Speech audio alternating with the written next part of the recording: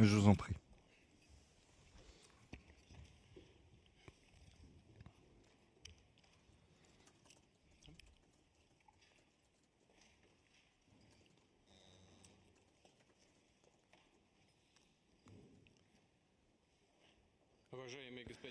Monsieur le Président, chers amis, nous sommes très heureux de vous voir et je veux tout d'abord, au début de notre entretien, vous remercier de votre décision de participer à la manifestation commémorant le 80e anniversaire de la Grande Guerre patriotique.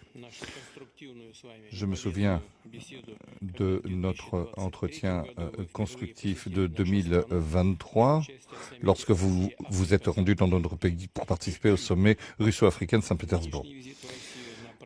Cette visite en Russie, lors du 80e anniversaire, reflète le caractère amical de nos relations. Je rappelle également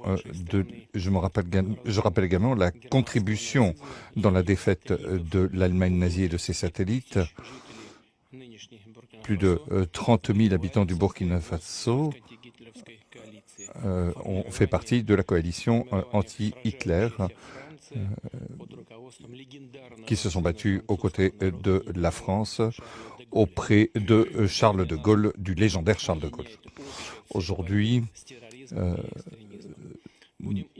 ce qui nous unit, c'est la lutte contre l'extrémisme et le terrorisme. Il s'agit de restaurer l'ordre constitutionnel face à des groupes radicaux dans certaines régions du Burkina Faso.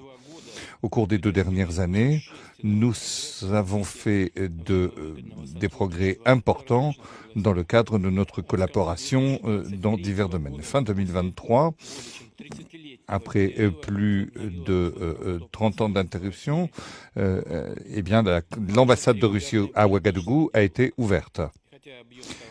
J'aimerais dire que nos échanges sont encore modestes, mais ils augmentent et c'est une tendance encourageante que nous souhaitons voir se poursuivre. Il s'agit de travailler au renforcement de nos relations économiques et d'échanges commerciaux. Je mentionnerai ce qui a été fait en octobre 2024 au cours des journées économiques du Burkina Faso en Russie. Une délégation a été accueillie avec le Premier ministre. Nous avons créé une commission intergouvernementale et à la fin de l'année dernière, nous avons créé aussi un groupe de travail. Nous allons continuer à aider votre pays dans la préparation et la formation de nouveaux cadres en 2024 et 2025. Le quota des bourses russes pour les citoyens du Burkina Faso va être multiplié par 2. 27 étudiants seront accueillis, 27 étudiants supplémentaires sur le compte du budget fédéral. S'agissant des relations culturelles, à Ouagadougou, nous avons ouvert en 2024 la maison russe où est enseigné le russe. Nous avons aussi un potentiel de coopération en matière de santé. Le 24 et le 25 avril, Madame Popov s'est rendue à Ouagadougou. Elle s'occupe des conditions et de développement de laboratoires scientifiques à Ouagadougou. Nous souhaitons poursuivre ces efforts. L'année dernière, nous avons livré 25 tonnes de blé et nous souhaitons livrer d'autres denrées alimentaires. Nous enregistrons également une coordination de nos efforts sur la scène internationale avec le Burkina Faso. Nous avons également tenu des consultations avec les pays de la Confédération des pays du Sahel, comme en témoigne l'événement qui s'est déroulé en avril de cette année à Moscou. Je vous remercie de votre attention.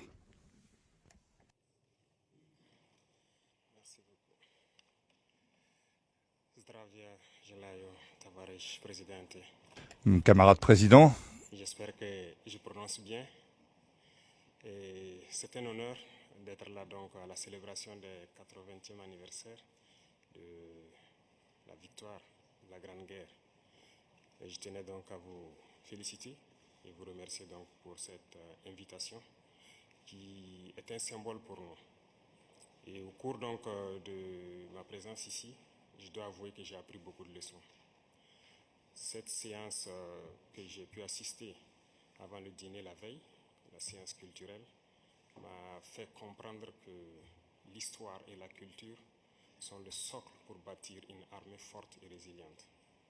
Nous avons pu voir ensemble tous les sacrifices que le peuple soviétique a consenti pour que nous soyons dans un monde libre aujourd'hui. Et nous tenons donc à vous dire merci pour cette invitation, parce que ce sont des moments qui nous ont permis aussi de réfléchir à notre situation et de penser à de nouvelles perspectives. Et sur ce, je pense que les obstacles que nous avons aujourd'hui devant nous ne doivent pas nous arrêter. Et les obstacles sont une bonne chose en quelque sorte que nous devons surmonter.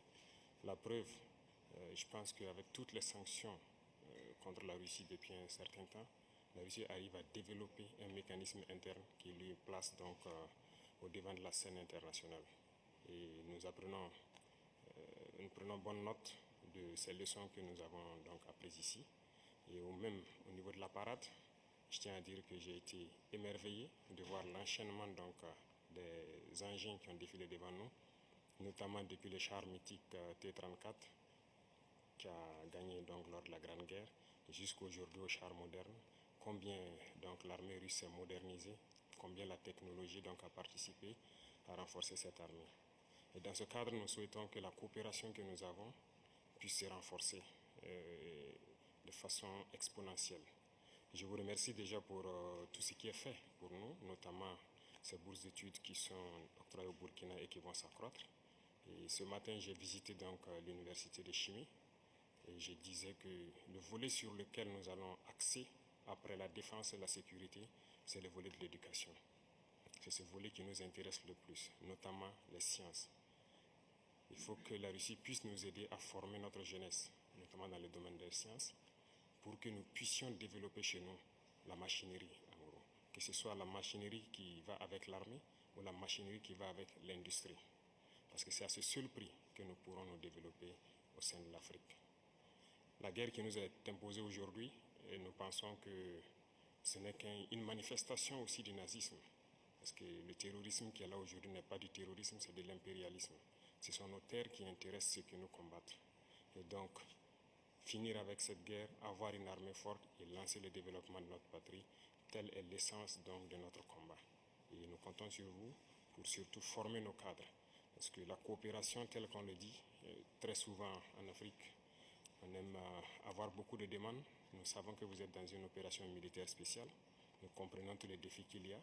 Et le lendemain, qui est incertain pour le monde entier, nous pouvons comprendre ça. Donc nous ne serons pas là peut-être à demander beaucoup de choses, à demander de l'aide ou quoi que ce soit, mais l'aide que vous pouvez nous octroyer, c'est surtout ce transfert de connaissances que nous voulons. Et donc nous souhaitons avoir plus de bourses et voir dans quelle perspective nous pouvons nous-mêmes donner des bourses à nos étudiants pour étudier ici. Et dans un troisième temps, comment est-ce que les universités ici peuvent se dupliquer au Burkina Faso, notamment celles que j'ai visitées. Et aussi, il y a beaucoup d'autres universités dans le domaine des sciences. Comment on peut les dupliquer au Burkina Faso avec tous les laboratoires nécessaires qu'il faut pour former de manière pratique nos jeunes et que nous puissions être donc au cœur de notre propre développement. Donc c'est la demande essentielle que nous avons actuellement dans le contexte que nous vivons pour pouvoir transformer tout ce que nous avons sur place, produire beaucoup de choses nous-mêmes et que le Burkina Faso soit un hub où beaucoup de jeunes Africains vont venir et apprendre aussi la science. Parce qu'ici en Russie, vous avez d'éminents scientifiques et il y a eu beaucoup de savants que nous continuons donc d'étudier leurs œuvres. Et je pense que c'est un havre où nous pouvons soutirer la science pour nous développer. L'autre chose, c'est surtout dans le domaine militaire. Nous avons beaucoup de projets avec donc, le ministère de la Défense. Nous souhaitons donc